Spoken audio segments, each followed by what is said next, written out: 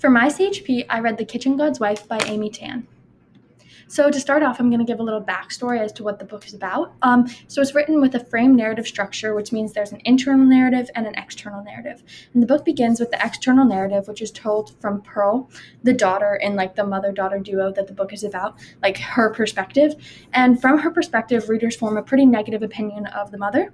But then the internal narrative, which takes up most of the book, is told from Winnie, the mother's perspective.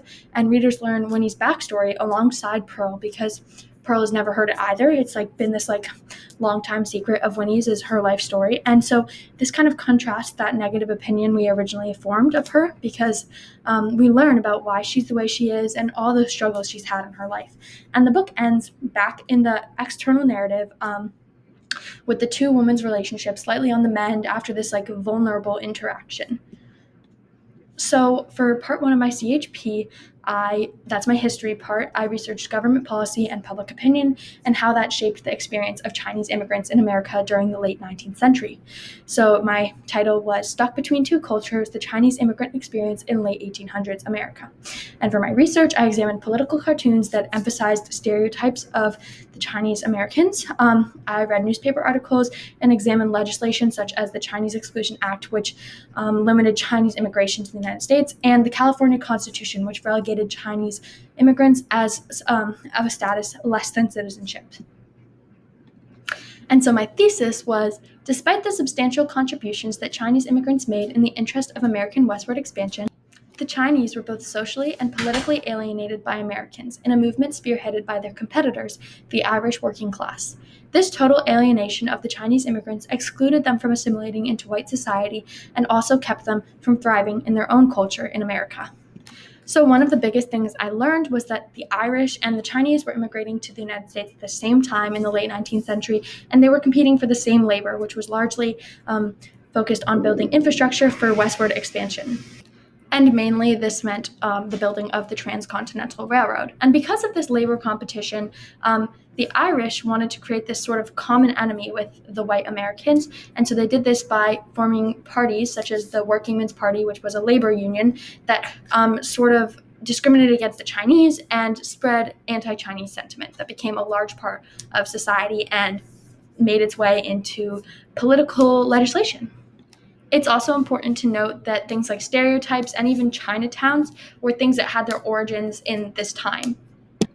So this is an example of a political cartoon that I examined as part of my research. So it said, the Chinese must go, but who keeps them? And so the general American society regarded the Chinese presence in America at this time as the Chinese problem, which is terrible. And this cartoon is sort of like expressing that there's some individual responsibility in people not to employ the Chinese.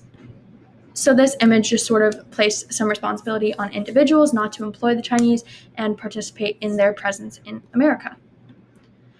And so for part two of my CHP, I researched, I examined, this is my English part, I examined the change in the relationship between the mother and daughter and how this was presented and facilitated through the frame narrative. So my title was From Conflict to Comfort, Vulnerability is Key to a Mother-Daughter Relationship.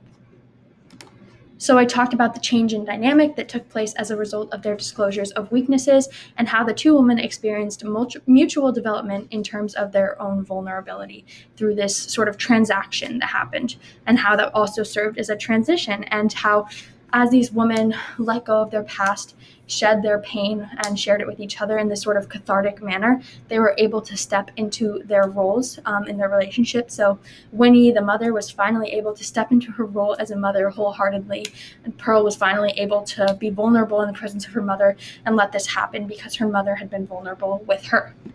And so for this English portion of my CHP, I researched the frame novel and how this played a role historically in women and their writing. And I also examined talk story, which is like the sharing of like cultural stories through speech. And then this was new to me. I researched memory narrative therapy in diasporic context. So how her mother moved from China and was talking about her life and how this sort of was cathartic for her. And then also this idea of a lost narrative or intentional forgetting, which definitely played a role in the mother's sort of like lack of telling her story for so long and how it caused her so much pain.